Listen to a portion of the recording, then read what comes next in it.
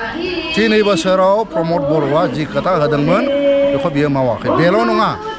जुदि जोङो बुङोब्ला आरो जों बुंनांगोन सिरि थानायनि खोथा गैया प्रमद बर'आ दिनैहाय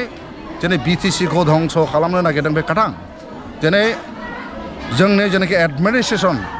बियो जोंनि BTC नि आखायाव गैया जानो थांगासिनो दङ जोंनि पावार बे पावाराबो जोंनि आखाइनिफ्राय थांगासिनो दङ जोंनि माखासे बेनि उन्नयन बे उन्नयनाबो सोरनिबा दारैसो माने थिनजानाय बादि जानानै खामानि मावगासिनो दङ BTC 6 शेड्युल 275 आर्टिकेलाव जोंनो होदोंमोन बेवहाय जोंहा लेजिस्लेटिभ एडमिनिस्ट्रेटिभ एग्जिकिउटिभ जा पावार दंमोन जोंनो बेखौ एक्सारसाइज खालामनानै हाग्रामा सारा 15 बोसोर बेखौ सालायदोंमोन जोंनो आयेन बानायनो हायो जोंनो थिग खालामनो हायो 35 लाख मानसिफोरखौ जोङो जोंनि बे क्षमताखौ लानानै BTC नि पावारखौ लानानै उन्नयन खालामनाय जादों आरो बे उन्नयनखौबो नुदों खिन्थु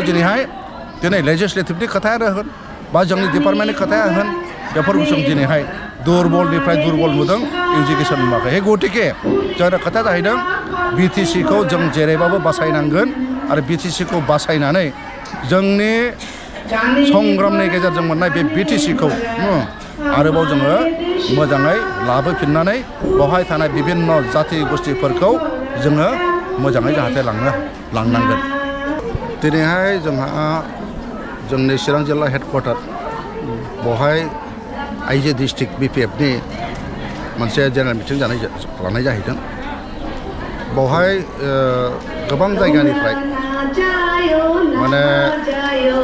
ब्लक हिसाबै प्राइमारि हिसाबै मोनब्रै जोंहा ब्लक दङ बेनिफ्राय फैदों आरो आं जे नुदों गोबां माने बेवहाय माने पार्टिसिपेट खालामनाय जादों आं जे आसा खालामाखैमोन खिन्थु इसिबां जे जोंहा आइजो BPF माने बेबायदि फैगोन आरो फैबावगौमोन जों एसे गारिफोर हरनो हानाय जायाखिसै खिन्थु दाबो जों नुदों आइजो BPF हिसाबै खोब स्ट्रं दं आरो दिनै प्रमाना बेनो जे जोंना चिरां जिल्ला बे जोंनि बे अफिसाव जेनाखि मिटिं जानायाव जेनाखि बाहागो लानाय बेखौ जों मिथियो हिसाबै चिरां जिल्ला BPF माने आइजो हिसाबै माने गोरानिफ्राय गोरा माने जालांगासिनो दं आरो खामानि मावगासिनो दं आरो दानि बे प्रमद बर' UPPL सरकारा जे महिलाफोरनो जे माखासे खोथा होलांदोंमोन थाखा फैसा होनायनि आसनि होनायनि बेखौ बिथांमोनहा दिनैहाय मोनाखै आरो जिखिनि माने आसनिफोर फैदों बेबो मोनसे मा होनो इंलिसाव माने डिसक्रिमिनेसन जादों आरोखि बे गावसिनि दलावल' थाबा मोनो गावसिनि दलाव थायाबा मोना दा बेबादि जादों खिन्थु बे जानो नाङा माने मोनसे सरकारनि सिङाव जायखि सरकार फैया बेवहाय बिभिन्न जाति गोष्ठीनि गोरिब मानसि थायो बे गतिके गोरिब मानसिनि आसनिया बयबो मोननांगौ खिन्थु बिसोरो बिथांमोनहा बेखौ राजनितिक खालामदों आरो बे थिग जायाखै गतिके दिनैनि आइजो BPF बा महिलाफ्रा दिनै बेखौनो दुखु मोनदों आरो बेखायनो बिसोर दिनैहाय सरकार गैयाब्लाबो BPF राजखान्थि हान्जाजों माने बांसिनसो दिनैहाय पार्टिसिपेट खालामनाय नुदों आरो बिथांमोननि बे मिटिङाव बिथांमोना जबरदस्ति खालामो बोरै खालामो बिसोर डिपार्टमेन्टेलि बिसोर अर्डार होयो जेनेबा हमना सेल्फ हेल्प ग्रुपनि बिसोरनि अफिसारफोर दङ सोरबा दङ आं नामखौ मख'ला बिथांमोनखौ बिसोरो अर्डार होयो मा अर्डार होयो सेल्फ हेल्प ग्रुपनि मानसिफोरखौ अर्डार फै होनांगौ बिथिङाव आरो जुदि फैयाब्ला बिथांमोननि जेनाखि सुबिदा बेखौ दाननानै होनाय जागोन बेबायदि बुंनायाव बिसोरो बायद' जायो आरोखि दा बावला चन्दन ब्रह्मआ आथिखालाव मा थासारियाव दङ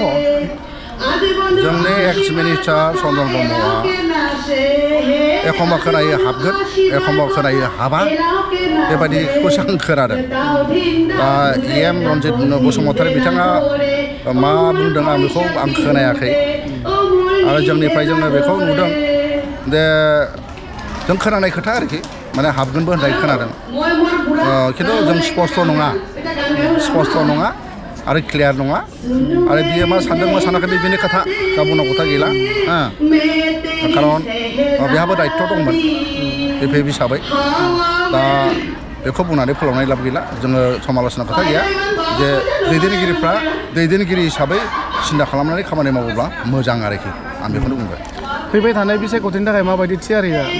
जोङो बिराद थियारि जोङो एखेबारे साखाफारा जानानै दङ जोंनि हाइकमान्डआ हाग्रामा सारा दिनैहाय गोबां जायगायाव मिटिं खालामदों इयुथनि मिटिं खालामदों बिउसुनि मिटिं खालामदों सेलनि मिटिं खालामदों जयेन्ट मिटिं खालामदों नोंथांमोनहा नुदों जयनिंआव जों सरकार गैया खिन्थु सरकार गैयाब्लाबो ओरैबायदि जयेन जादों 1000 2000 1500 बिदि जाबाखै होमबा बिदि जादों अदालगुरिफोर बायदियाव जोङो 500 600 500 माबा 1000 1200 जों माने जेनदोंमोन खिन्थु दानि समावहाय दासिमाव जे मोनसे समस्यायाव 1500निफ्राय 1800 2000 2100सिम हाबदों जोंनि दलाव थारमा प्रमाइन खालामदों जे जोंथ' 500सो जेनदोंमोन 1800 जयेन जाबाय बबेबा 1200 हाबदोंमोन 2200 जयेन जाहैबाय थारमाने मा थारमाने जोंनि प्रति दिनैहाय जोंनि बिपिएफ दलाव दिनै हाबनानै आरोबाव हाग्रामा सारखौ फैगौ समाव 2005आव माने 2025आव सरकार लाबोनायखौ बिथांमोनहा लुबैदों खारन क'क्राझार सहरनि रायजो राजाफोरनि थाखाय गोजोनथाव खौरां बिटिआरनि गाहाय राजथावनि क'क्राझार सहरनि जेडी रडजों नांजाबनाय सुदेमपुरी गांजेमा बाजाराव थानाय आइ आफा मेड लाइफ बिएम हस्पिटालाव रोंगौथि गोनां डक्टर आरो नार्स स्टाफफोरनि गेजेरजों गथ'साफोरनि बेरामजों लोगोसे जायखिजाया बेरामिफोरनि थाखाय होगासिनो दं मोजां फाहामथाय बे हस्पिटालाव नोंथांमोनहा गोबां फाहामथाय खाबुफोर मोननो हागोन 24/7 emergency service laboratory pharmacy paediatrics medicine gynaecology dental urology dental x ray play area x ray sonography OT ICU NICU PICU नि खाबुफोरखौ मोननो हागोन आइ आफा मेड लाइफ बिएम हस्पिटाला 24 घन्टा जेब्लाबो खुलायै थागोन आरो लांलाय लाबोलायनि एम्बुलेन्सआबो मोजाङै सार्भिस थागोन आबुङै खौरां लाहरनो थाखाय 9101 655 430 8822 688 026 जानबुं नम्बराव खौरां लाहरनो हागोन